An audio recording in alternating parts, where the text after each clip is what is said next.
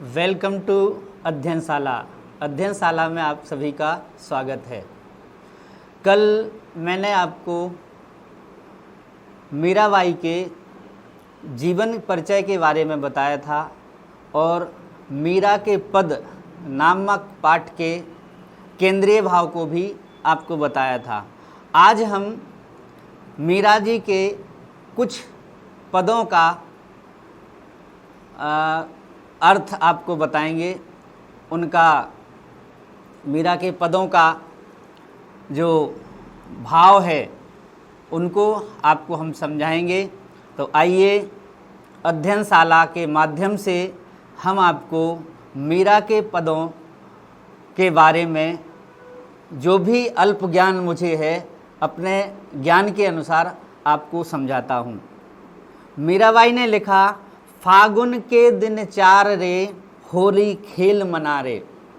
मीराबाई ने ये जो पद लिखे हैं वो उस आनंदमय खुशी के हैं, उस समय के हैं जब मीराबाई को भगवान श्री कृष्ण के दर्शन हुए।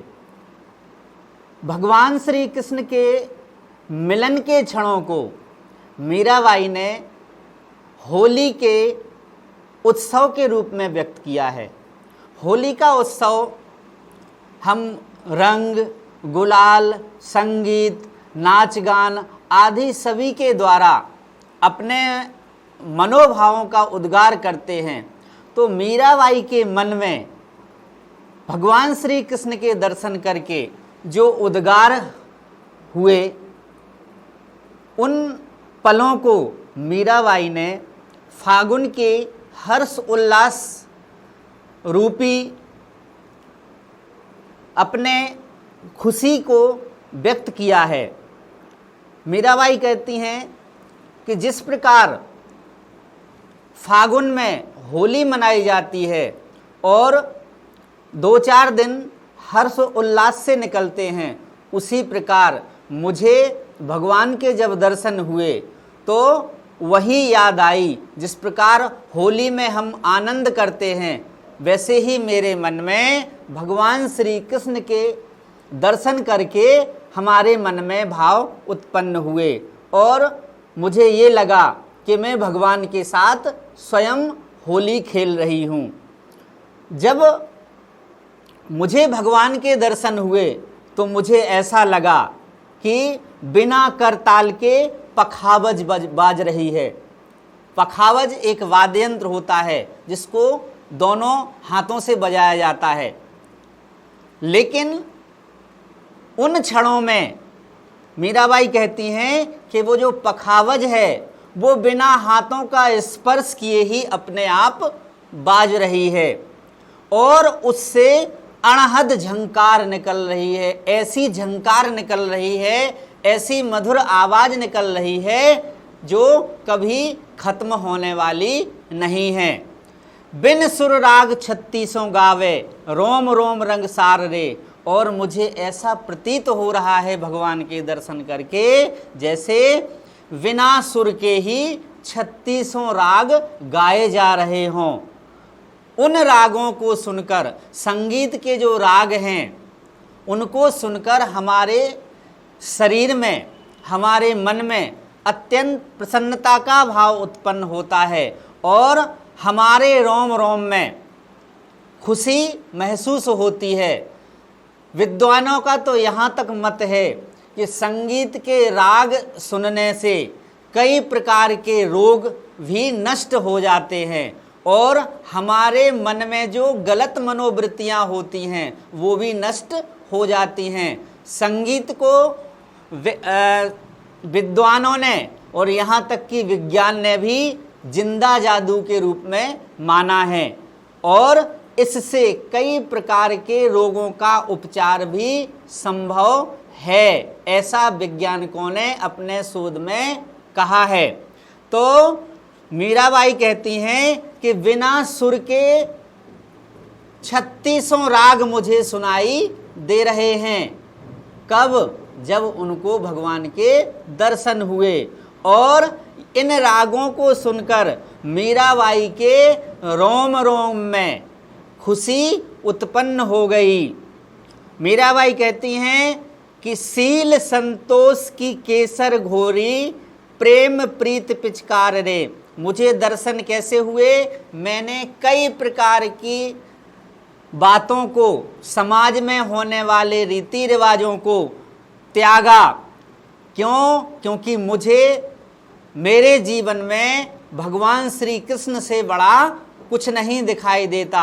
और भगवान श्री कृष्ण की भक्ति में उन्होंने समाज की लोक मर्यादाओं को भी त्याग दिया। सील और संतोष की केसर घोली। सील माने सहन शक्ति। कोई भी उनसे कुछ कहता था वो सब कुछ सुनती जाती थी और अपने मन को शांत रखती थी और भगवान के प्रेम में लीन रहती थी। तो उन्होंने सील और संतोष की केसर अपने मन में घोली और प्रेम की पिचकारी बनाई। प्रेम प्रीत पिचकार रे। उन्होंने प्रेम की, सील और संतोष के रंग को घोला और उस रंग को प्रेम की पिचकारी में भरा। उड़त गुलाल लाल भयो अंबर, वर्षद रंग अपार रे। और ऐसा करने से उन्हें ऐसा लगा कि आसमान में गुलाल उड़ रहा है और जो आसमान है वो उस गुलाल के उड़ने से कैसा हो गया? लाल हो गया। और आसमान से ऐसा प्रतीत होता है जैसे अपार रंगों की बरसात आसमान से जमीन पर हो रही हो। फिर उन्होंने कहा, घूंघट के पट खोल दिए हैं लोक लाज सब डार रे। वो इतनी प्रसन्न हुई भगवान के दर्शन करके कि उन्होंने अपने घूंघट के पट खोल दिए। लोक लाज को त्याग कर, समाज की मान मर्यादाओं को त्याग कर और उन्होंने भगवान श्री कृष्ण को ही अपना संसार माना और अपने घूंघट के पट खोलकर लोक लाज को दरकिनार कर दिया। होरी खेरी पिया घर आए। उन्होंने होली क्यों खेली? क्योंकि भगवान श्री कृष्ण स्वयं उनको दर्शन देने के लिए उनके घर आए। सोई प्यारी प्रिय प्यार रे। क्यों? क्योंकि उन्हें संसार में सबसे अधिक यदि कोई प्रिय था तो भगवान श्री कृष्ण। इसलिए उन्होंने उनके साथ होली खेली और भगवान श्री कृष्ण का प्रेम उन्हें प्राप्त हुआ। मीराबाई कहती हैं, मीरा के प्रभु गिरधर नागर, चरण कमल बलिहार रे। मीराबाई कहती कि मेरे सिर्फ गिरधर नागर भगवान श्री कृष्ण ही एकमात्र आराध्य हैं, जिनके चरण कमलों में मैं अपने आप को बलिहार करती हूँ, मैं अपने आप को समर्पित करती हूँ। और भगवान श्री कृष्ण ही मेरे जीवन की नैया को पार लगाने वाले हैं।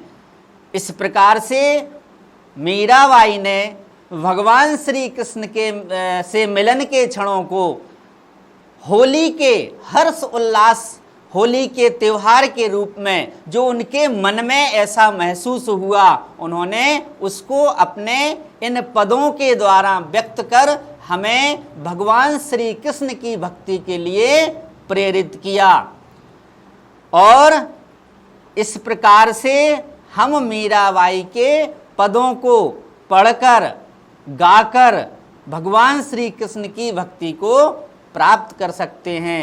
इस प्रकार आज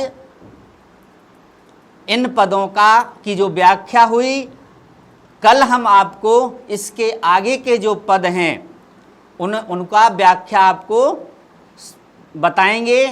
और यदि आपको इससे पहले का जो पाठ है विनय के पद, उसका भी आपको व्याख्या का अध्ययन करना है तो आप अध्ययनशाला में आकर, और वो भी अपलोड है, उसको भी आप सुन सकते हैं, उसका अध्ययन कर सकते हैं।